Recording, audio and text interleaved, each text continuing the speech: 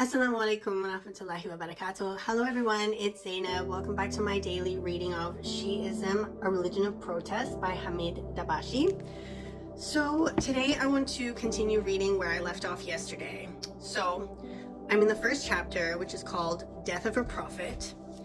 And I started yesterday reading from a paragraph that was entitled The Life of a Prophet. So I'm going to start from page 39, which is where I left off yesterday. Okay.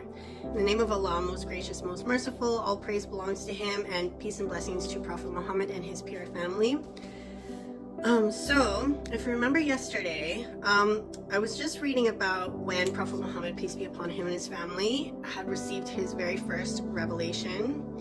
And this was, of course, back when he was married to Khadija, may Allah bless her.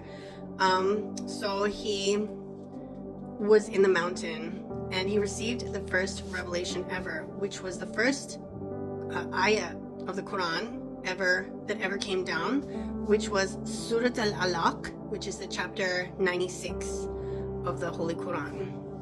And in this revelation, Allah subhanahu wa ta'ala was telling Prophet Muhammad, peace be upon him and his family, to read. And he repeated himself 3 times. He said, recite, recite, recite, because the Prophet, peace be upon him and his family, kept saying, I can't read. How can I recite? I can't read. So Allah was telling him to recite or read. Okay, when he went back home, he was shivering because he was in shock. So he asked his wife, Khadija, may Allah bless her, to put a blanket around him, and then he fell asleep. So I'm going to continue reading now. Bismillahirrahmanirrahim. At this stage, Gabriel again appears to him and utters another verse of the Quran to him. The Prophet finally gets up and shares what has happened to him with Khadija and tells her that he thinks he is hallucinating. Khadija assures him this is not a hallucination, for he is a good and righteous man. She tells the Prophet that they should both go to his uncle, Warqa ibn Nawfal, sorry if I pronounced that name wrong, who died in the year 610 in the Western calendar. For he is a learned man, his uncle. He is a learned man. His uncle assured Muhammad that he is indeed the bringer of the great law, which is called in Arabic Al-Namus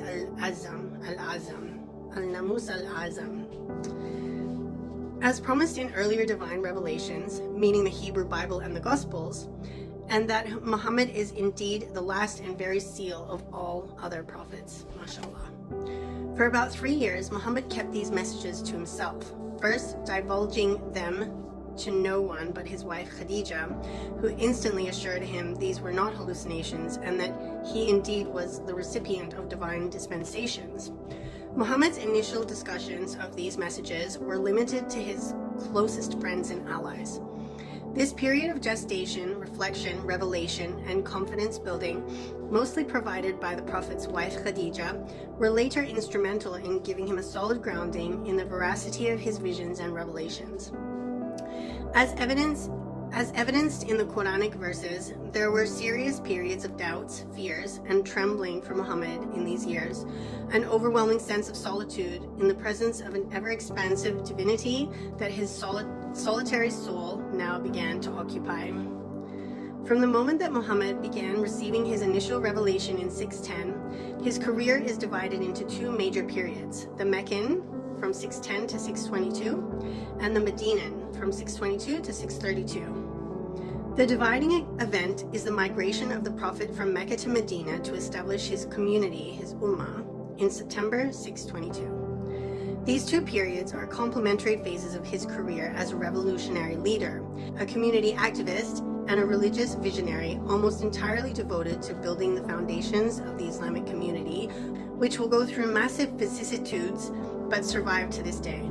In these public periods, his solitary soul begins to occupy the territorial domain of his political realm with the same tenacity and force as his mind and soul inhabit a celestial space of sublime assurances that what he did on earth was a mere manifestation of what he was meant to do by divine providence. This is what he believed, and this is what those who believed in him believed. The Medinan period was one of gradual dispensation of his divine messages to an ever larger audience consisting of a few prominent Meccans, but mostly the poor and the disenfranchised. The Meccan establishment is deeply troubled and antagonized by Muhammad's belligerent messages against patrimonial Arab paganism and increasing popularity among the Meccan poor and the disenfranchised. The significant event of this period is two successive waves of the so-called Abyssinian migrations in the year 615, when Muhammad was forced to dispatch small bands of his followers, first 16 and then 103 recently converted Muslims, to Abyssinia to save them from the Meccan harassment and also to spread his word to a wider audience outside Arabia.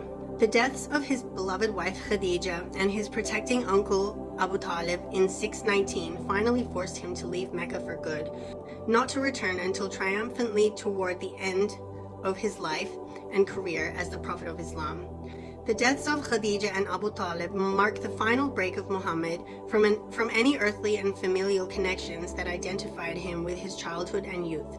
The Muslim traditions place Muhammad's famous Isra and Miraj, his nocturnal journey from Mecca to Jerusalem, and from there to the heavens to meet with previous prophets of God, right here after the death of Khadija and Abu Talib, and just before his historic migration from Mecca to Medina.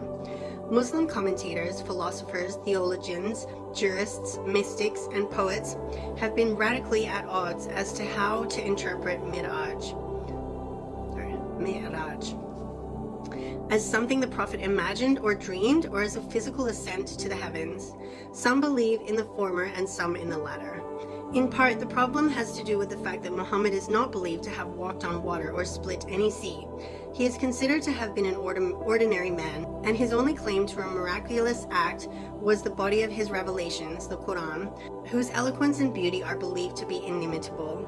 More than anything else, and if it were to be understood and interpreted within his prophetic career, this Miraj signifies the break of Muhammad from his earthly connections and his absolute and final sublation into a prophetic figure of celestial disposition, having been divinely ordained to perform an earthly mission. This is what Muhammad believed, and this is what those who believed in Muhammad believed.